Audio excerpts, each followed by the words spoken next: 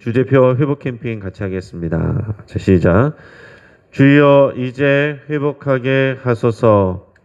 예배를 회복하겠습니다. 기도를 회복하겠습니다. 사랑을 회복하겠습니다. 가정을 회복하겠습니다. 사명을 회복하겠습니다. 아멘. 우리 묵상 말씀 빌립보서 2장 5절 우리 세 번 같이 하도록 하겠습니다. 자, 시작. 너희 안에 이 마음을 품으라. 곧 그리스도 예수의 마음이니 너희 안에 이 마음을 품으라. 곧 그리스도 예수의 마음이니 너희 안에 이 마음을 품으라. 곧 그리스도 예수의 마음이니. 아멘. 하나님께서 오늘 우리에게 주시는 말씀은 잠언 17장 15절에서 28절까지의 말씀입니다. 자, 오늘 본문을 통해서 지혜와 공정함이라는 제목으로 말씀의 은혜를 같이 나누겠습니다. 여러분, 하나님은 사람을 관계적인 존재로 만드셨습니다. 쉽게 말해서 혼자 살아가지 않고 다른 사람과 더불어서 살게 만드셨다는 겁니다. 신앙생활은 결국 관계이고 하나님께서 주신 율법의 모든 내용을 정리하면 하나님과의 관계 그리고 이웃과의 관계입니다. 예수님께서 이 땅에 오셨을 때도 하나님의 아들이신데 그냥 혼자 오신 것이 아니고 이 땅에서 사람의 옷을 입고 가족 구성원으로 오셨습니다. 그래서 십자가에 달려 죽으실 때 제자 요한에게 이 어머니 마리아를 부탁하시기도 했습니다. 그리고 예수님의 동생 야고보는 초대교회의 예루살렘 교회의 수장이 됩니다. 예수님은 수시로 또 하나님과 깊은 기도를 통해서 그 관계를 유지하셨습니다. 또한 제자들을 선정하고 부르셔서 그들과 동행하셨습니다. 마가복음 3장 13절에서 15절까지를 보면은 예수님께서 제자를 부르신 이유가 거기에 적혀 있습니다. 제가 읽어드리면 또 산에 오르사 자기가 원하는 자들을 부르시니 나온지라 이에 12를 세우셨으니 이는 자기와 함께 있게 하시고 또 보내사 전도도 하며 귀신을 내쫓는 권능도 가지게 하려 하심이라라. 아멘. 자, 가장 큰 이유는 뭐냐? 제자를 부른 예수님의 가장 큰 이유는 함께 있게 하시려고, 함께 있는 것 자체가 그 제자로서 해야 될 일이다라는 얘기입니다. 여러분, 잠깐 보고서 흩어지고 헤어지는 게 아니에요. 주님과 함께 있는 거, 함께 거하는 거. 여기서 부름받은 제자들 말고도 다른 제자들도 있었습니다. 그러나 우리가 아는 12명의 제자는 같이 다니는 사람, 그들의 삶을 같이 하는 사람들이에요. 잠깐 왔다 가는 사람이 아니고 같이 있는 사람, 함께 있으려고 예수님께서 이 제자들을 뽑으셨다 그랬습니다. 함께 다니고 함께 전도하고 또 함께 사역하기를 원하셨습니다. 예수님은 제자들 없이도 모든 일을 다 잘하실 수 있는 분입니다. 오히려 잘 깨닫지 못하고 미련한 제자들 때문에 또 답답한 일들이 많으셨습니다. 그럼에도 불구하고 예수님 혼자 하지 아니하시고 이 제자들을 부르시고 제자들과 함께 다니시고 제자들에게 늘 말씀하셨습니다. 그 이후에는 그들을 마을로 보내서 전도도 하게 하시고 권능을 주셔서 귀신도 내어쫓는 이런 일을 하게 하셨습니다. 예수님은 십자가 사역을 앞두시고 겟세마네 동산에 기도하러 올라가셨는데 두려움과 고통을 이기고서 십자가 사명을 감당할 수 있도록 주여 힘주시옵소서. 제가 가능하면 이것을 피하고 싶으나 아버지의 뜻이 이루어지길 원합니다. 이 간절한 기도를 하러 가실 때도, 중요한 기도를 하러 가실 때도 혼자 가시지 아니하시고 베드로와 야고보, 요한 제자들을 데리고 가셨습니다. 기도는 하나님 앞에서 혼자 하시지만 제자들에게 돌 하나 던질 만큼 떨어진 자리에서 깨어서 나를 위해서 함께 기도해 달라고 부탁을 하셨어요. 예수님이 연약해서 부탁하십니까? 그러나 인간의 연약함을 입었기 때문에 부탁하신 거예요. 이 제자들과 함께하는 결국에 혼자서 하나님 앞에 기도함으로 나가는 부분이 있어야 되지만 더불어서 함께하는 이 공동체, 이것을 예수님께서 우리에게 중요하게 보여주고 계신 것입니다. 그 제자들을 통해서 교회를 세우셨고, 교회, 이 헬라어로 하면은 에클레시아죠. 에클레시아는 부름받은 사람들이란 뜻입니다. 그러니까 우리는 구원을 받아서 교회가 된 사람들이에요. 교회를 다니는 사람들 아니고 교회가 된 사람들입니다. 저와 여러분이 교회로 부름받았어요. 이게 우리의 믿음의 고백입니다. 그래서 신앙생활은 나 혼자 할 수가 없는 거예요. 신앙생활은 다른 사람들과 관계하지 아니하고 나는 하나님만 본다, 이렇게 말할 수 있는 게 아니다라는 것입니다. 그래서 기독교 신앙은 우리가 산에 올라가서 혼자 고고하게 돌을 닦는 그런 것이 신앙생활의 정수가 아닙니다. 부족해도 함께 모여서 함께 예배하고 함께 기도하고 또 함께 교제하고 함께 사역하고 서로를 격려하는 것, 이것이 기독교 신앙의 핵심입니다. 그래서 예수님은 제자들에게 너희가 서로 사랑하라 그랬어요. 서로 사랑하고 섬기라. 그것을 볼 때 다른 사람들이 너희가 내 제자인 줄 알리라 그랬습니다. 일 탁월하게 혼자서 잘하는 거, 그걸로 칭찬하시는 것이 아닙니다. 더불어서 같이 하는 것을 하나님이 기뻐하시고 그게 교회라고 우리에게 가르쳐 주시고 그것을 위해서 부르셨다라는 얘기죠. 자, 신앙의 정수가 관계라는 거. 하나님과의 관계, 그리고 그 하나님과의 관계에서 나오는 그 신앙의 이유를 가지고 다른 사람들을 사랑하는 그 관계, 그 관계가 결국 잠언의 내용들입니다. 그러니까 우리는 이제는 이 신약 시대에 있어서 우리가 이 교회의 관점으로 하나님께서 우리를 교회로 부르셨다는 이 믿음을 가지고 잠언 말씀을 대하는 것이 올바릅니다. 그래서 오늘 귀한 말씀들을 우리의 가정 공동체, 그 다음에 우리 교회 공동체, 그리고 우리의 일터 공동체에 우리가 적용해야 될 수 있어야 되겠습니다. 잠언 말씀에서 공정한 판단에 대해서 얘기를 하고 있습니다. 자, 이 잠언 말씀은 구약에서 이스라엘 공동체를 배경으로 하는 것이죠. 더불어서 살아가야 되는데 그 가운데서 함께 더불어서 살기 위해서는 중요한 것이 이 공정함입니다. 신약시대의 이 교회를 배경으로 하는 것도 마찬가지입니다.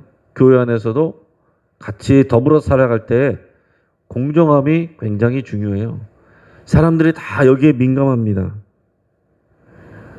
그래서 공동체가 유지되기 위해서는 공정함을 잘 유지해야 됩니다. 우리 15절과 16절 우리 같이 한번 읽어보겠습니다. 자, 시작. 악인을 의롭다 하고 의인을 악하다 하는 이 두 사람은 다 여호와께 미움을 받느니라. 미련한 자는 무지하거늘 손에 값을 가지고 지혜를 사려함은 어찌민고. 아멘. 23절도 한번 읽겠습니다. 시작. 악인은 사람의 품에서 뇌물을 받고 재판을 굽게 하느니라. 아멘. 자, 이 공정함의 기본 내용은 재판정을 배경으로 하고 있습니다. 재판정을 비교로 해서 오늘 15절에서 말하는 것처럼 악인을 의롭다 하고 의인을 악하다 하는 이 사람들이 여호와께 미움을 받는다 그랬습니다. 제 공정한 심판이 이루어져야 되는데 심판관이나 재판관이나 증인이 악한 사람을 의롭다라고 그러고 의로운 사람을 악하게 몰아간다면 그것은 불의함입니다. 하나님께서 이것을 악하게 보시고 미워하신다라고 그랬습니다. 하나님은 공정한 분이시고 공의로운 분이시기 때문에 하나님은 이것을 싫어하십니다. 자, 하나님은 공의의 하나님이세요. 착각하지 말아야 되는 것은 하나님이 사랑의 하나님이시기 때문에 모든 것을 덮어주신다. 좋은 게 좋은 거지. 이런 하나님이 아니시다라는 거예요. 우리의 죄를 간과하실 수가 없어서 작은 죄라도 우리는 그것이 사형에 해당하기 때문에 결국에는 그 아들의 생명까지 내어주셨다는 것을 여러분 뼈아프게 생각을 해야 됩니다. 나의 죄 때문에 주님이 죽으셨다. 여러분 이것을 잊어버리면 우리가 복음의 본질을 잊어버리는 것입니다. 아유, 뭐 이 정도 가지고 그래. 이거는 복음의 정신이 아니에요. 우리가 예수님을 믿고 나의 죄 때문에 죽으신 예수님을 생각할 때 우리는 죄에 대해서 더 민감해져야 됩니다. 이런 공의로운 하나님이시기 때문에 죄에 대해서는 엄격하시고 그리고 공의로운 판단을 주문을 하시는 것입니다. 하나님이 공의로우시기 때문에 우리가 공의로워야 돼요. 자, 그것은 여기서처럼 악한 사람을 악하다고 말하고 의로운 사람을 의롭다고 말하는 것이 공의로운 거예요. 그게 공정한 것입니다. 근데 그것을 다른 이유 때문에 오늘 23절에 말한 것처럼 뇌물을 받아서 그 판결을 굽게 한다면 그것은 불의한 일입니다. 유전무죄, 무전유죄라는 말이 유명하죠. 이 말은 1988년 그 올림픽 있던 해 그 한 탈주범들이 인질극을 벌이면서 그렇게 외쳤던 말입니다. 돈이 있으면 무죄가 되고 돈이 없으면 유죄가 된다. 이 세상이 그렇다라고 그러면서 그 탈주범이 소리 질러서 그것이 굉장히 화제가 됐던 그런 내용입니다. 자, 이들은 원래 흉악범이 아니었습니다. 500만 원 정도를 훔친 잡범이었습니다. 자, 그런데 이 보호관찰이라는 그 이유로 인해서 계속해서 또 어려움을 당하고 있었는데 그 당시에 또 70억 원을 횡령한 유력 인사가 자신들보다 형기가 짧은 것에 대해서 분개하면서 그런 분개한 마음을 가지고 외쳤다라는 그런 내용이에요. 자신은 500만 원 훔쳤는데 이렇게 혹독하게 자신들을 대했는데 누구는 70억을 훔쳤는데도 유력 인사라는 이유로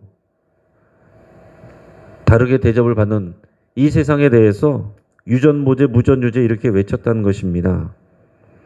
법이란 것은 모든 사람에게 공정해야 되는 것입니다. 그게 기본이죠. 법의 기본 취지와 달리 우리가 살아가는 삶 속에서는 오늘 23절에서처럼 그 뇌물을 통해서 판결을 굽게 하는 일들이 많이 있습니다.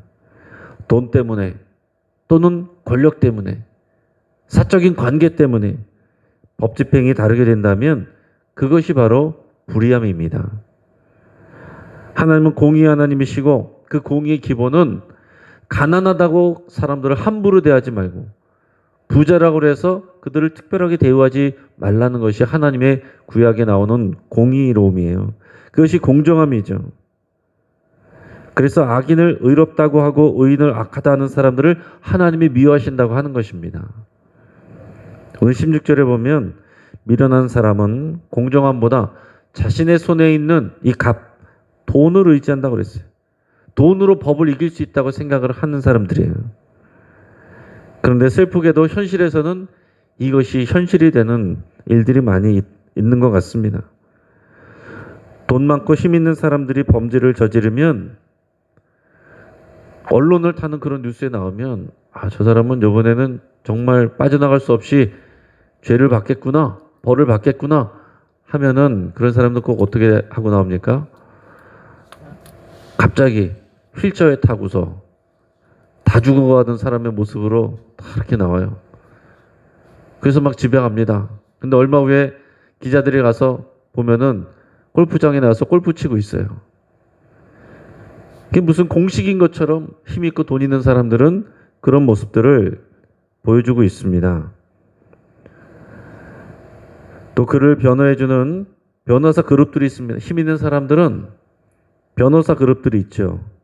그리고 우리가 아는 것처럼 그들 가운데는 전관 예우를 받는 그런 판사 출신의 변호사들이 있습니다.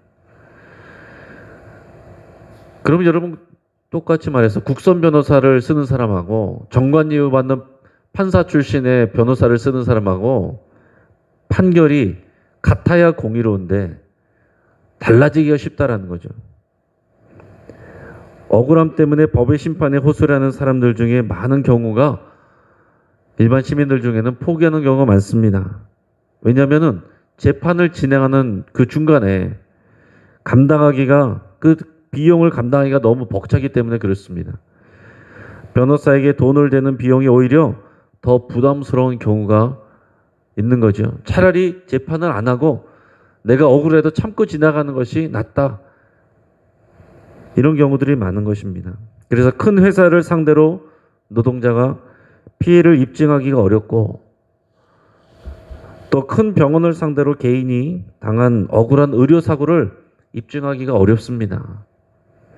요즘에는 신천지 같은 이런 이단 사이비들이 교회에다가 또 이런 법적인 문제를 일부러 일으켜서 또 그 교회 담임 목사가 법정에 왔다 갔다 하게 해서 그 교회가 온전하게 서지 못하도록 힘들게 하는 그런 전략을 구사하는 일들도 있습니다. 여러분, 정의는 무엇인가라는 책을 저술한 이 마이클 샌델이라는 이 사람이 그 후속 책으로 공정하다는 착각이라는 책을 냈습니다. 그래서 많은 사람들이 이 책을 읽는데 그 미국 사회에 대해서 얘기한 것이지만 우리나라 사회하고도 굉장히 연관이 되어 있습니다. 아주 비슷합니다. 자, 우리가 사는 사회가 능력주의를 표방하는데 능력주의란 것은 뭡니까? 능력 있는 사람이 능력 있는 만큼 자기 능력만큼 받는 거. 이게 능력주의예요. 자, 이것은 능력 있는 만큼 자기가 가진 능력만큼 가지면 그것이 공평합니다. 그것이 공정한 거다. 이런 생각이 깔려 있는 것입니다. 자, 출신에 상관없이 자기의 노력과 능력이 있으면 상위 계층으로 올라갈 수 있는 사회. 이것이 공정한 사회이고 이것이 좋은 사회이다. 이런 기본 생각이 있는 거죠. 그래서 이것을 우리 속담으로 표현하면 개천에서 용난다. 개천에서 용이 날 수 있는 사회가 좋은 사회입니다. 그런데 지금 이 시대에는 개천에서 용이 나기가 어렵다. 이렇게 사람들이 많이 여기고 있습니다. 그리고 공정하다는 착각이라는 책에서도 그걸 얘기하는 거예요. 과연 개천에서 용이 날 수 있느냐? 출발부터가 누구는 개천이고 누구는 산에서 하면은 그 능력이란 것이 공정하지 못하다라는 얘기를 하는 것입니다. 실제로 개인의 능력이 부모의 능력에 따라서 달라지는 것이 현실입니다. 소위 스카이 대학에 가면은요, 비슷한 계층의 학생들이 대부분입니다. 비슷한 학교를 하고 비슷한 학원들을 다닌 아이들이 많이 있다는 거죠. 그래서 간혹 이 가난한 환경에서 공부를 정말 열심히 해가지고 뛰어난 머리로 들어간 아이들도 적응을 못하고 따돌림 당하는 경우들이 있다고 합니다. 왜냐면 이미 가면은 그 아이들끼리는 그런 이 라인이 있는 거예요. 이미 계층이 형성이 돼 있는 것입니다. 그 안에 끼지를 못하고 벌써 이제 삶의 질이 다르니까요. 뭐 이제 비싼 자가용을 타고 와서 또 돈을 펑펑 쓰면서 또 자기들끼리 그런 파티를 하는 그런 아이들하고 학교에 가서도 어울리지 못하는 것입니다. 자, 그러니까 이미 그런 젊은이들이 능력을 가지고서 갔어도 이미 이것은 계급과 계층이 다 결정이 돼 있구나. 나는 상위 계층으로 가기가 너무 어렵구나. 이런 박탈감을 느끼는 일들이 있다는 것입니다. 그래서 이것을 부의 대물림, 더 나아가서는 기회의 대물림이라는 얘기를 씁니다. 그러니까 기회 자체가 공평하지 못하다. 그러니까 우리가 능력주의를 얘기하는데 사실은 그 능력도 능력의 기회, 조건 이런 것이 불공정하다라는 얘기입니다. 그래서 세상의 공정함과 기회의 평등을 기대하지 못하는 청년들이 결국에는 기대는 것이 주식, 비트코인, 부동산 이런 것들입니다. 우리가 열심히 노력해가지고 이제는 출발선이 틀리기 때문에 따라잡을 수가 없다. 노력해서가 아니라 이제는 갑자기 이런 많은 돈을 벌 수 있는 이런 것은 주식과 비트코인, 부동산 이런 거밖에 믿을 것이 없다. 이런 생각들을 갖게 되는 것입니다. 그래서 예전에는 초등학생들에게 꿈이 뭐냐고 물어보면은 뭐 열에 5명 정도는 대통령이라고 그랬습니다. 또 다른 애들은 과학자라고 그랬습니다. 의사라고 그랬습니다. 근데 요즘에는 많은 아이들이 건물주라고 그런다고 합니다. 건물주가 꿈이에요. 그러면 일 안 하고서 돈 받으면서 사는 그런 것을 꿈꾼다는 얘기입니다. 그보다 조금 나면은 공무원. 공무원이 나쁘다는 것이 아니라 이제 내가 내 능력에 맞춰서 꿈을 펼치고자 하는 것이 아니라 안정된 삶. 여기에 초점이 맞춰져 있다는 것입니다. 그나마 공무원이 그래도 공정한 대접을 받는다는 생각이 있기 때문에 이렇다라는 거예요. 요즘 젊은 세대들에게서 가장 이슈가 되는 것이 이 성평등, 양성평등의 문제입니다. 이 양성평등에 문제되는 이유도 결국은 기회의 공정함, 기회가 정말 공정하냐라는 문제거든요. 자, 군대 다녀온 남학생들에게 가산점을 주는 것이 합리적입니까? 비합리적입니까? 지금 이거 가지고 많은 사람들이 이제 갑론을박하면서 싸우거든요. 이것이 공정한 것인가? 불공정한 것인가? 이것을 가지고 또 불공정하다고 주장하는 여성들에게 요즘에는 그럼 평등하게, 공평하게 여성들도 군대 가라. 여성들도 군대 가라. 이렇게 주장하는 주장이 이제는 더 목소리가 커졌습니다. 이제는 이게 정치권에서도 이것을 가지고 중요한 이슈로 이렇게 다룰 정도로 또 이런 것이 갈등의 문제로 되고 있는 사회의 문제로 떠오르고 부각되는 것은 결국에는 공정함이거든요. 자, 그럼 건강한 교회 어떤 공동체에 됩니까? 세상의 가치관이 아닌 하나님의 가치관으로 움직여지는 교회가 그것이 건강한 교회고 올바른 교회입니다. 초대교회는 부자와 가난한 사람의 장벽이 없었어요. 힘 있는 사람과 힘 없는 사람들이 같이 다 어울려 지냈습니다. 능력 있는 사람이 돈을 벌면 필요한 사람이 갖다가 썼습니다. 능력주의가 아니에요. 근데 이것은 일반 사회에서 할 수가 없습니다. 법으로 하면은 이것은 전체주의가 되고 능력별로 하면은 절대로 그렇게 하지 않아요. 왜냐하면 이기적인 욕심이 있기 때문에. 그러나 오직 사랑의 공동체에서만 이것이 가능한 것입니다. 최소한 가정 공동체에서는 부모님들이 능력껏 벌어서 가지고 온 것을 자녀들이 자기 필요만큼 쓰는 거. 가정에서는 돼요. 그러나 이런 우리가 바깥에 나와서 있는 공동체에서는 이러기가 어렵다라는 거죠. 그런데 초대교회는 그것이 됐습니다. 정말 가정 같은 교회였어요. 출신 성분으로 사람을 따지지도 않았습니다.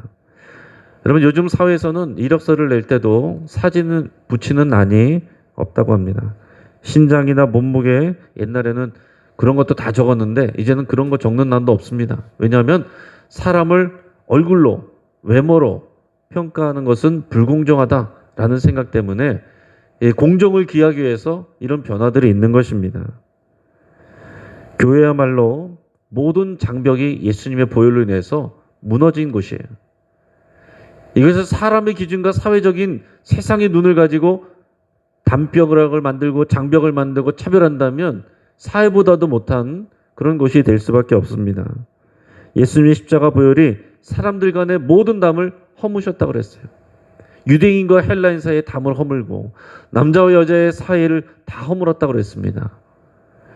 그런데 우리가 교회 안에서 담을 쌓는다. 지금은 교회 바깥에서도 이런 부분에 대해서 치열하게 싸우고 있는데 교회 안에서도 담을 쌓고 특권이 있고 그리고 공정함이 사라진다. 그것은 이미 교회 공동체가 아닌 것입니다. 교회 안에 많은 경우도 상처받고 그런 경우 보면은 결국은 공정함에 대한 문제예요. 왜 누구는 특별하게 저렇게 해주고 왜 누구는 그렇게 안 해주느냐? 누구는 늘 인사를 받고 누구는 인사를 못 받느냐? 왜 누구는 쉽게 저렇게 좋은 자리 가고 누구는 열심히 일했는데도 칭찬 안 해주느냐? 결국은 공정함 때문에 사람들이 상처를 받거든요. 노예도 마찬가지고 총회도 마찬가지입니다. 교회에서 여러분 고향으로 판단하거나 그룹 짓지 않도록 할 수 있길 바랍니다. 고향 사람 챙기는 것은 좋을 수 있지만 인정이지만 그것으로 그룹을 지으면 거기서부터 우리 고향이기 때문에 같은 동양 사람들이기 때문에 그 부분이 같은 동양 사람들에게는 이것이 사랑이 되지만 그 바깥에 있는 사람들에게는 불공정함으로 다가올 수가 있는 것입니다. 또 교회에서 사회에서의 지위나 사회에서의 어떤 직업으로 차별화되지 말아야 됩니다. 물론 교회 안에서 어떤 직업군들끼리 모임을 가질 수가 있어요. 교제하고 같이 모여서 우리가 할 수 있는 것들을 힘있게 선교하자 할 수도 있습니다. 하지만 그것이 곧 특별한 그룹이 되어서는 안 됩니다. 이런 부분이 참 어려운 거예요. 능력껏 힘있게 하려면은 그런 부분들이 필요한데 그렇게 하다 보면 특별한 그룹이 되어버리기가 쉽다라는 거죠.